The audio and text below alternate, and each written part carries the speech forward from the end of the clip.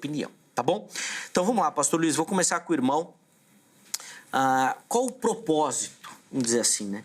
O propósito do sofrimento na perspectiva cristã? Ele tem um fundamento? Ele não deve existir? Como é que tudo isso funciona? Por favor.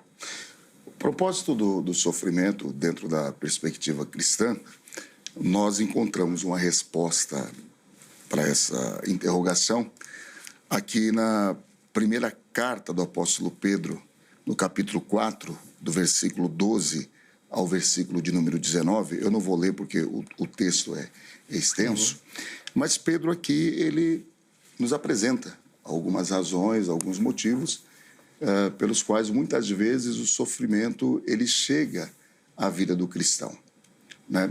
Em primeiro lugar, Pedro ele diz que nós não devemos estranhar o sofrimento, porque o sofrimento é algo comum na vida de todos os seres humanos. Nós encontramos em Gênesis capítulo de número 3, que lá está escrito, que o sofrimento ele veio para a história da raça humana exatamente por causa da queda.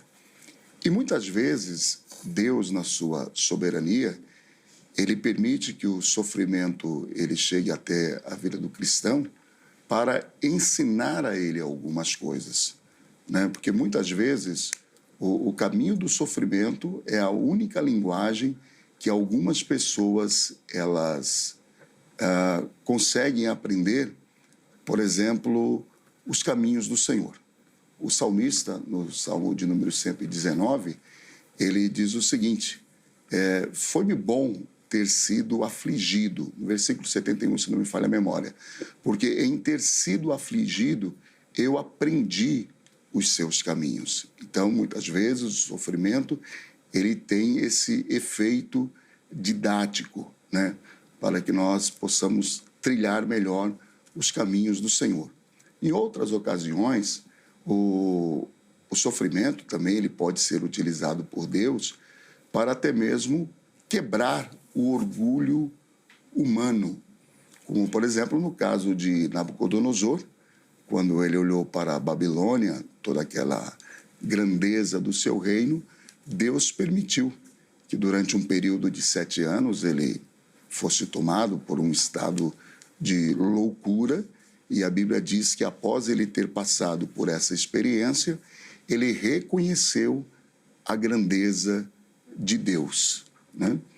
E o sofrimento também, ele faz com que nós reconheçamos as nossas limitações, né? Porque muitas vezes alguns seres humanos, eles são tão vaidosos que muitas vezes é necessário que o sofrimento venha sobre a vida deles para que eles se reconheçam como tal, ou seja, como meros seres humanos dependentes da graça e da misericórdia de Deus.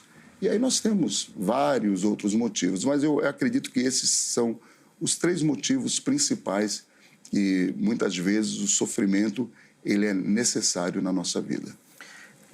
Pastor, objetivo na resposta agora, se for possível um sim ou não, tá? Vai ver se dá para responder assim a pergunta.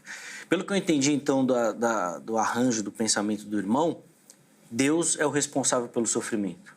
Não que Deus seja o responsável pelo sofrimento, porque existem alguns sofrimentos que eles vêm de Deus.